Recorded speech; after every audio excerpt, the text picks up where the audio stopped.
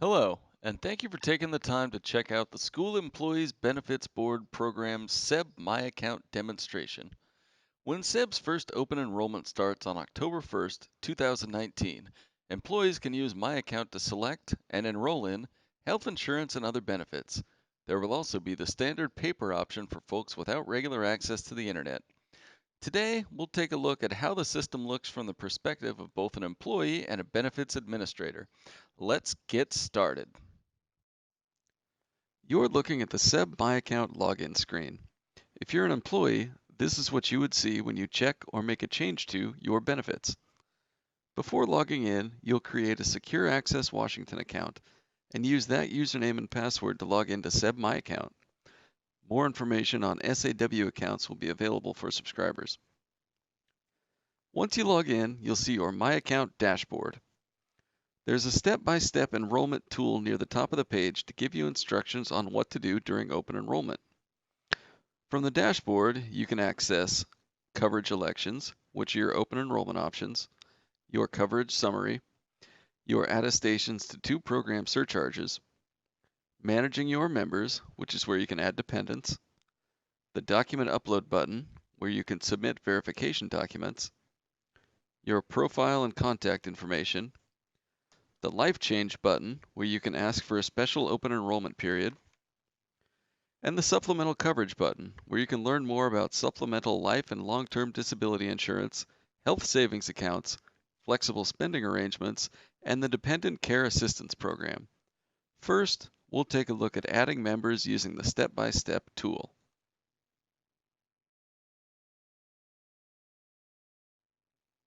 You'll see yourself and any currently enrolled family members listed.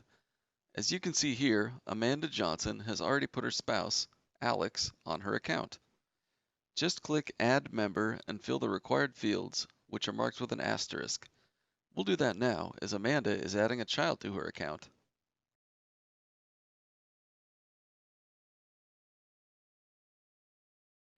You can see the SEB eligibility and enrollment guidelines with the link. That shows you who qualifies as a dependent and how to verify them. Click Submit Changes to add your dependent. And if you have dependent verification documents handy, you can upload them for review by a benefits administrator, which we'll do now. You can reach this screen by using the step-by-step tool at the top of the page, or just clicking the plus sign next to your dependent's name. You can follow the links to learn more about what documents will qualify. When you clicked Select Files, a window will pop up allowing you to select a file, like a birth certificate, to upload. After you select a file, you'll select the dependent the file applies to and click Submit. You'll be prompted to confirm your submission and then click the OK button. Next, we'll look at making your attestations for surcharges, which are required by the state legislature. These declarations cover tobacco use by anyone on your benefits and whether your spouse has access to their own employer-sponsored medical insurance that is similar to state plan options. There's links on the page where you can find more information on the surcharges. There's a drop-down list for the tobacco use surcharge, which you'll have to pay monthly if you or someone on your account uses tobacco products, unless the user is accessing your medical plan's tobacco cessation program. There are yes and no boxes to check for the spousal coverage premium surcharge, which applies if your spouse or state-registered domestic partner is waiving similar coverage to enroll on your plan. A series of interactive questions will help you make that determination. And then, again, you'll confirm the changes.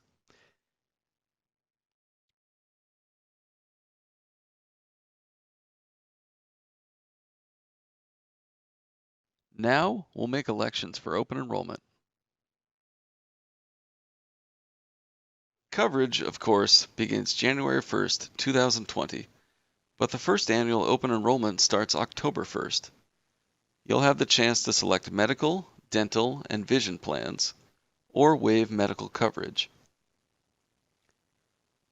And at the bottom of the page, you can include or remove dependents for the upcoming coverage year, and you'll get change alerts based on the plans you selected, which you'll have a chance to confirm. And if you like, you can download a copy of your coverage elections, which is what you'll see here.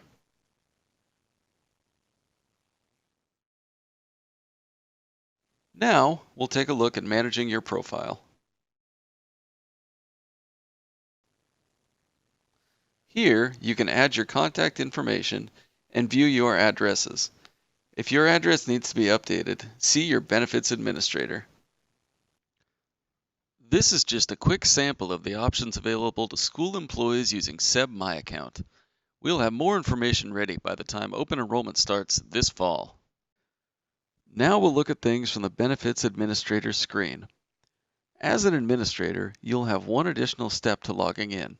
Secure Access Washington will send you a code, and you'll use that to log in.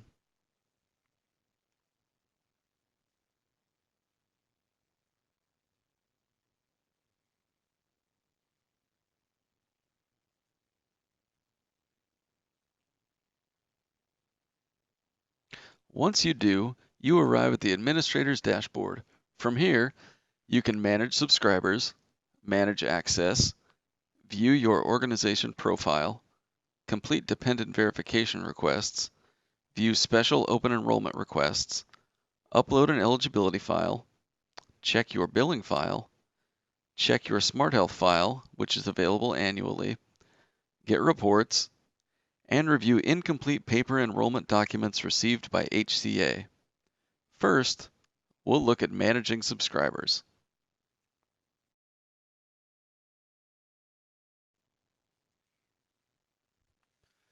There's several search options, but we'll search for a subscriber by their last name. And today, we'll add a new subscriber by filling in the appropriate fields. First, we'll enter the Social Security number and the date they qualified for benefits to ensure they aren't already in the system. Then, we'll complete all the required fields. Required fields are denoted with an asterisk.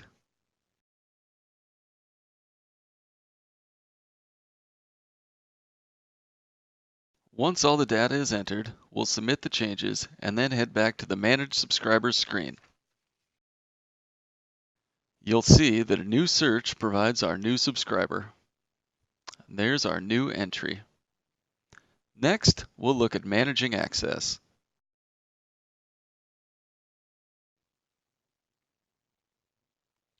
Here, you can determine what level of access is appropriate for each benefits administrator and add new system users.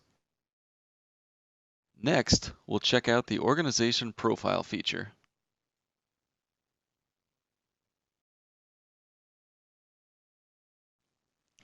This is where you can view your organization's contact information, enter the official first day of school for your district, and add contacts for the organization.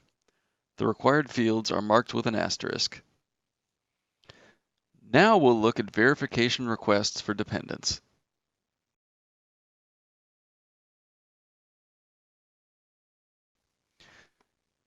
This is where you will be able to review any documents uploaded by an employee to prove dependent eligibility. First, you'll see the verification document, in this case, a marriage certificate. Then you'll check the verified box, enter the date, and select the document from a drop-down list. And then you'll hit Submit Changes. And when we go back to the dashboard, the number of verification requests has dropped to 1. Now we'll look at special open enrollment requests. These are requests subscribers make to change their benefits due to a life change event outside of open enrollment. Subscribers will need to submit documents where applicable. And now we'll look at the eligibility file feature. You are able to upload a file of all eligible employees, so you won't have to enter all of your employees into the system by hand.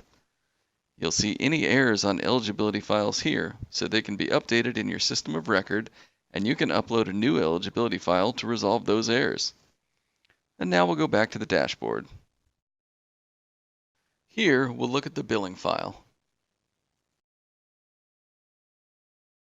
This gives you billing data, which you can use to reconcile your organization's records with the healthcare authority's billing information. The Smart Health file, which shows employees that received a wellness incentive, will be available next year for tax reporting. Now we'll look at the Reports option. You click on Reports, select the report from the drop-down list, select your date parameters, and run your report. You can also export each report to Excel.